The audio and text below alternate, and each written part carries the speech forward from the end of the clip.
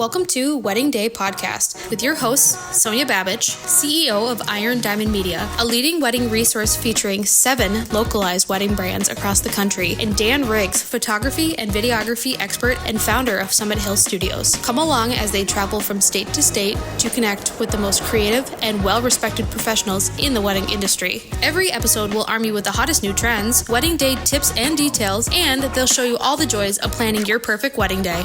Hi everybody, Sonia Babich here. We are here on Wedding Day Podcast. My co-host today is Alexis, publisher of Oregon Wedding Day. Hey guys.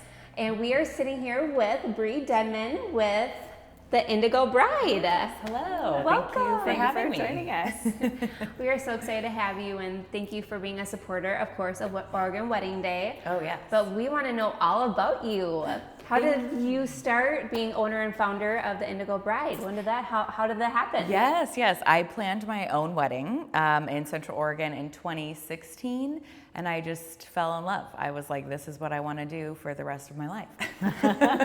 And literally on my honeymoon, my husband and I were brainstorming business names, drawing logos. I mean, I was like, I can't go back home and not plan weddings. Like I just needed to keep doing it. Yeah. I love that. And my husband owns his own business, so it was very like natural. Yeah, fluid. You know, we would talk about business all the time together, and it was fun. I helped him with his business, but I felt like his business was boring. So I was like, well, we still love you, everybody out there. Yeah. I was like, I like running a business, but what can I do that's fun for me too, you know? Yeah. So in 2017, I started the Indigo Bride, and, you know, I mean, we started small like any business does, which it was just a few years before COVID though. So we really only got a couple of those first years under our belt. And actually COVID was kind of a blessing because then I've heard that for others. Yeah. And I didn't have like too much overhead at that point. So it was like I could make it through. And then a lot of the girls that were at venues one of the other girls that was a travel agent, they all lost their jobs and were like, do you have just like 10 hours a week, you know, or something? I was like, okay, I could probably swing that. And then we would just for hours get together and brainstorm, how do we market this company? What do we do? What are our procedures? Like getting everything perfectly together. And it was like the time, you know, we never had that time before. So it just made such a huge difference. I was kind of able to like form this really strong bond of a team. And now all those girls that I found then, you know, are still like all of our lead planners, and we're all such a really tight-knit team, and we've been able to like spread it really well between all of us so no one gets burnt out. You know, everybody has like the amount of weddings that they have and feel comfortable and happy. And I'm always like, that's my biggest goal, is to just like make my team happy. Have a good balance. Yeah, you know, have the business, because when they're happy, they can do better for our couples. Yeah, you know what I mean? Like sure. they can be there for them and not feel burnt out, because that happens so often in this industry. It does. How many people are on your team? I know I've got 6 full-time leads, and then we also have like up to 20 assistants, you know, that will fill in in the summer months for weddings and stuff. During peak time. Yeah. But that was very common during, we've said this twice, the C word, COVID. Yeah. But to be almost like a step back. Mm-hmm. I call it like a research time, like what's working, what's not, and really get fine-tune all those quirks and cross those T's and dot those I's to when the lights turn on, we're ready to rock and roll. Yeah. And they turned on bright after that. Yes, right? I know. It's like this year is starting to feel like, okay, we're getting back into a normal groove of things. We're not making up for the other ones, you know, so it's getting to be. So during that time, is that when you kind of launched your micro weddings that you are expert in? Yeah, I mean, that was definitely a big part of it, you know, because we were so constricted by guest counts and space. You know, it was so related to how big of a space do you have? That's how many people you can fit in that space. We had to do a lot of math, right? You have this much square footage, that means this many people, and 6 feet apart, 8 person per table. It was crazy, but you could do a lot more with micro weddings. And so it definitely, which I guess I could say a micro wedding in our mind is any wedding under like 50 guests. Oh, that's good. Yeah, and so, you know, that was definitely much easier in COVID, but it definitely has continued. And I think our area, Central Oregon, is just really popular for even just elopements, because it's beautiful backdrops and these stunning It's such scenes. a beautiful destination. Mm-hmm. So you get smaller things, and then you know, with micro weddings too, my favorite part about them is that you can take a budget that might be like oh, a good wedding for 100 people, and then like blow it out with 50 people. Yeah, you know? go bougie. Yeah, really yeah. bougie. Like up the flowers, up the rentals. Like you get to really make those like Pinterest streams be your wedding with less people, because it comes down to price per head, price per person. and Yeah, it's every also- time. Yeah, like quantities, right? Instead of have 10 tables, you have 5 tables. So Yeah. you can be more bougie with the flowers. Yeah.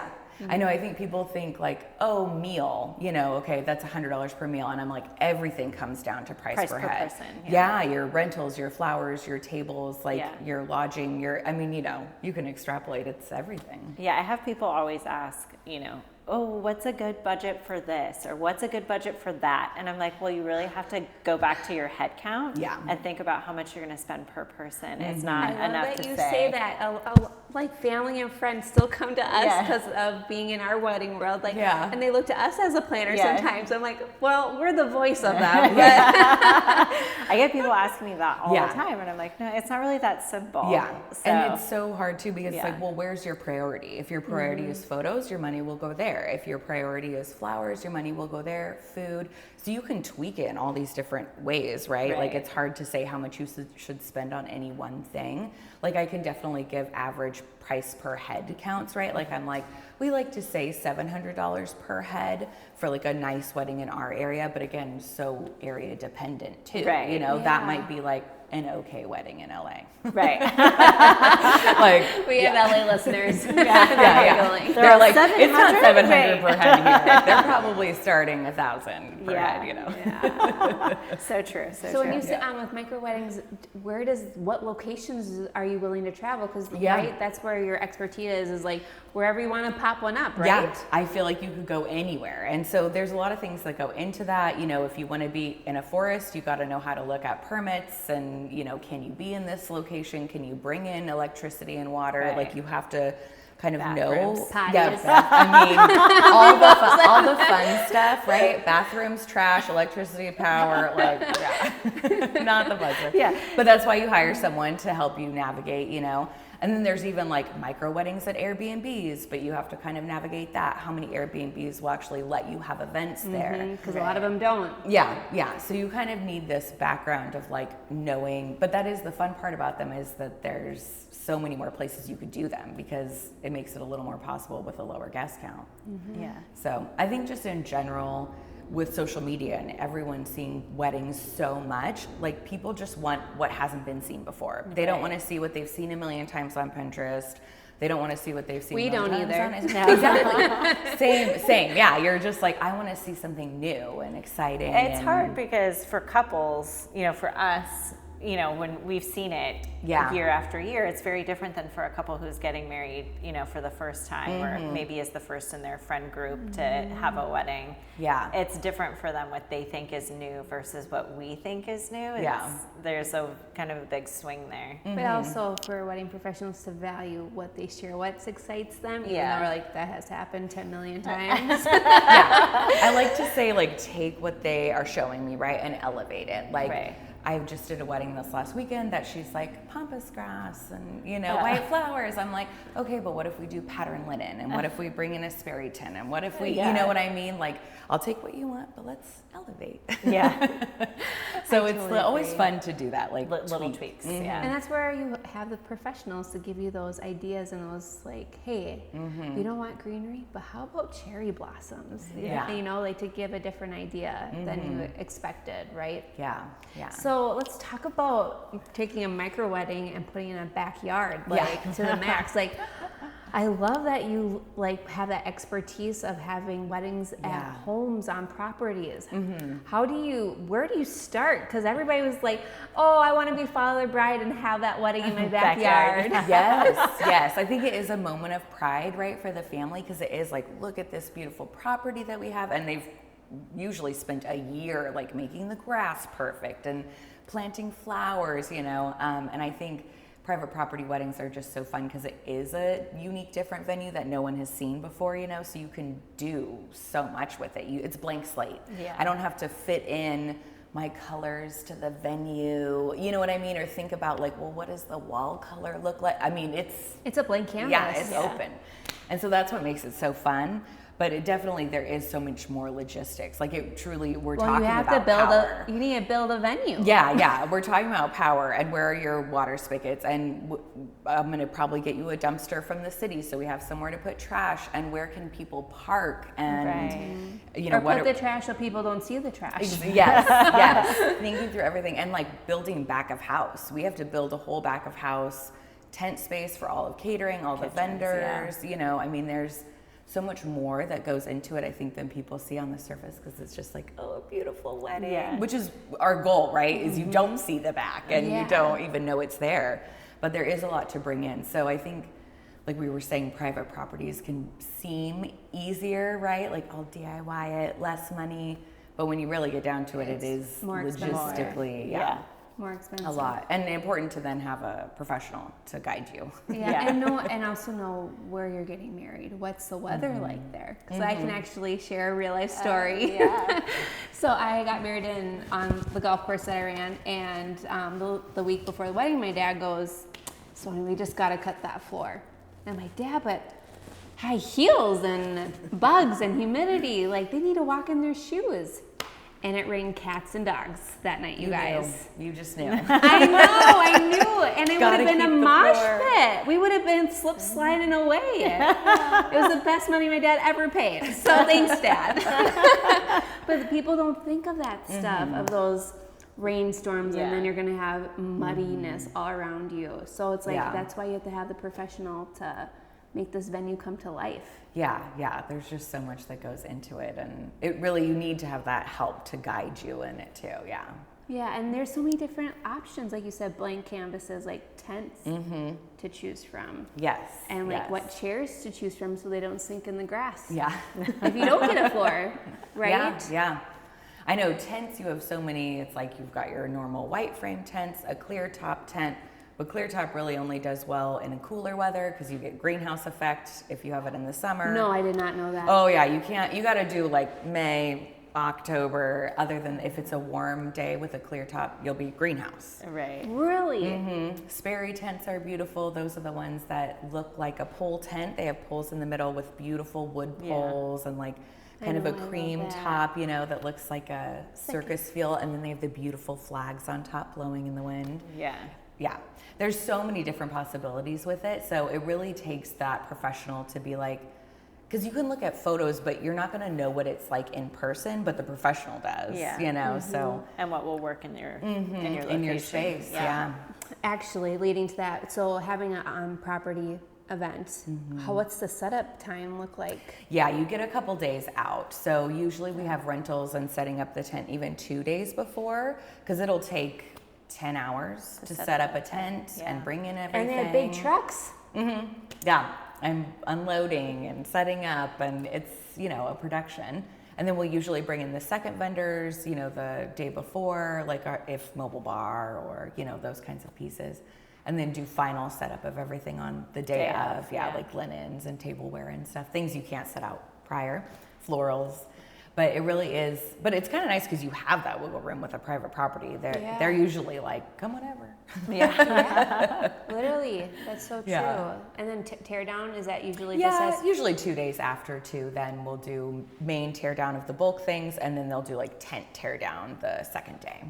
So are you finding that in Bend, you guys are having a lot more of these private estate weddings, or private property weddings? Around the state? Yeah, I think so. I mean, especially in Bend, we just have so many beautiful properties that will you'll go and it'll be mountain views, you know? I mean, so stunning. And they're just all these pockets of areas like that. So when people have a property like that, they're like, well, my kids are going to get married here, you know? I mean, what beats this? Why would I rent somewhere? Yeah. So we definitely have a ton of private properties out there, and I just think it speaks to the same thing too of something unique. It's not, no one has seen it before, so why not use this, what's in your literal backyard?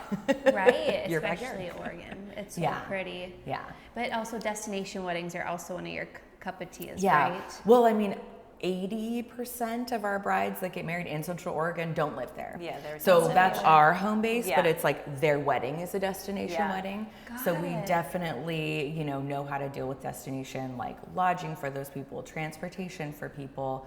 You have to think of every, angle of it. And then a lot of times too, that means multiple events, because if you have, usually, and because usually the guests are covering their travel, their lodging. So the couple, I think, feels like, well, we should have a welcome party when we get there. We should have brunch on Sunday. Like, they want to give as much as they can, because people are from far. Traveling so much, giving so much of their time. So it turns into a multi-event weekend. And that's why I'm like, if you're going to do destination wedding, like full service planner is really the way to go. Yeah. Because typically then they'll include planning those other events.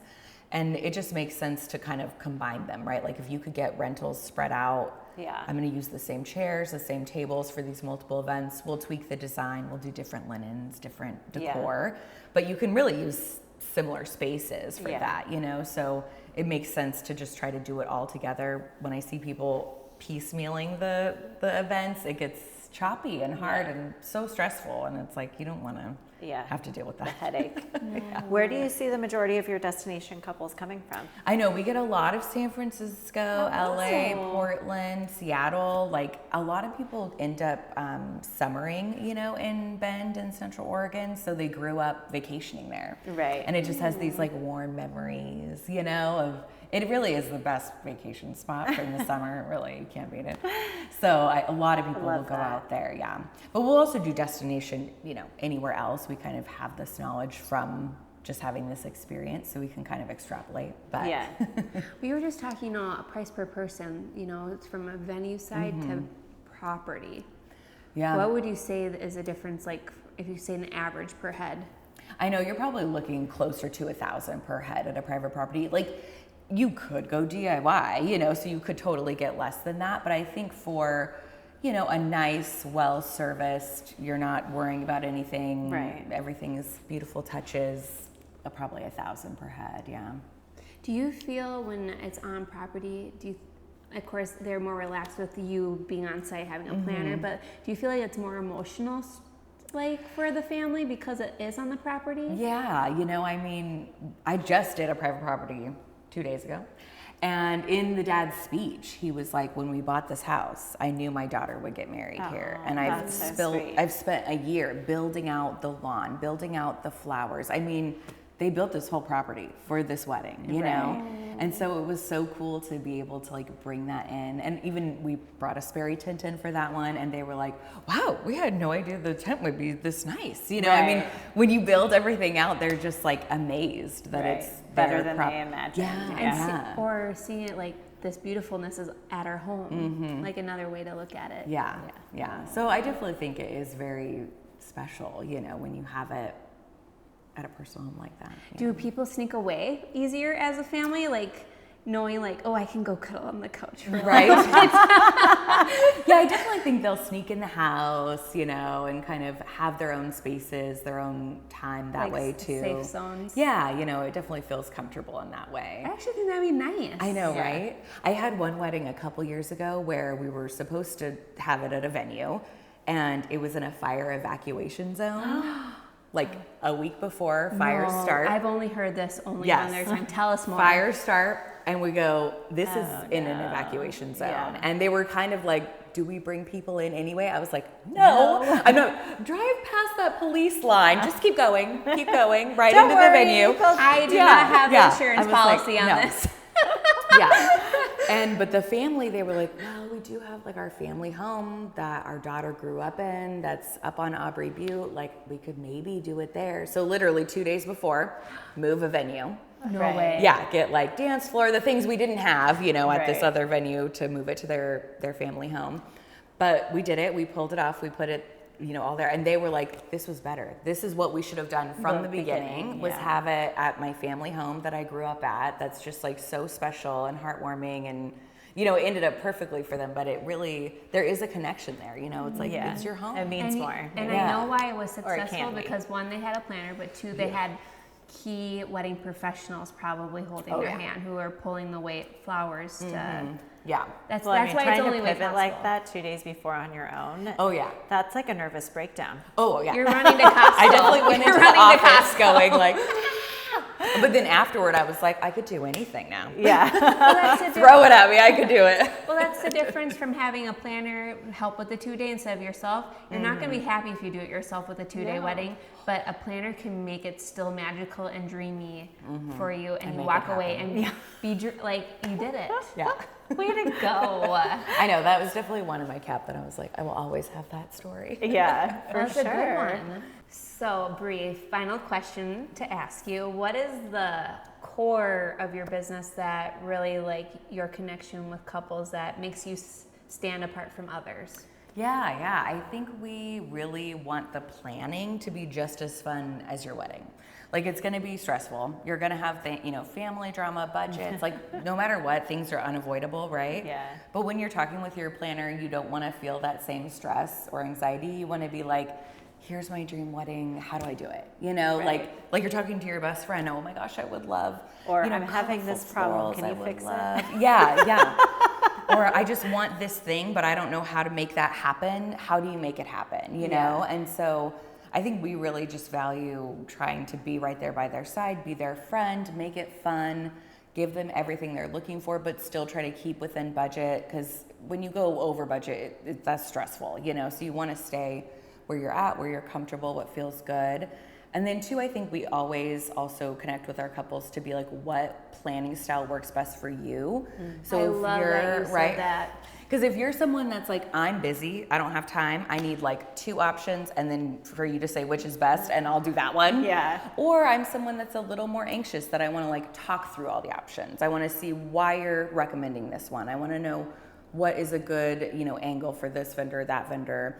So we could do either way. I always say, it's like in our first questionnaire, do you want us to hold your hand? Do you want to make the decisions, or do you want us to just totally take the I think reins? that is so awesome that you shared that, because that is the key for success. And sharing, well, how do you prefer to communicate or plan? Yeah. I prefer phone. In person, I'm a texter. That's perfectly fine. Yeah. I'm an emailer because I Yeah. don't want to lose anything. I think that has to be solidified with everybody, because Everyone's different. everybody's different. No one's gonna, like, this way may work perfectly for this person, but not the next. You know, Don't so. text me, I will lose it. Yeah. I won't remember. Even emails, I had a bride say, can you just start every email line with important, and Or I'll my- know that I need to look at it. Or my dearest reader. Sorry. Something to signal them, Yeah. So, and we're like, whatever you need to make this smooth and easy and work for you, that's what we'll do. So Yeah, because it makes you successful and her successful. totally. And that it builds a trusting relationship. That's how decisions get made quickly and good, Stay on good track. Yeah, totally. And you still to be her best friend Yes. while you hold her. Yeah. The bride this weekend was like, can we hang out next week? I was like, well, I have another wedding. Maybe in October. No. I have those ones too. It's special when you have Yeah. those bonds. Yeah. And they are your friend. Yeah. It really is some of the best relationships you'll have. It's such a big, important time for them that it bonds you. Yeah, for sure. Yeah. Well, thanks, Bree, for sitting down with us. This was Thank you so much for fun. having me. I feel like I could keep gabbing Yeah. for 20 minutes. But seriously, like your property experience, micro weddings, that's just super amazing and cool. And but yeah, thanks for being a support to us, and we support you and see all thank the you so much. magic that you're doing with your couples. It's really fun to watch. Thanks. Thank you. Well, thanks everybody for tuning in to Wedding Day Podcast. Until next time, see you. Bye. Bye. Every day, on, day.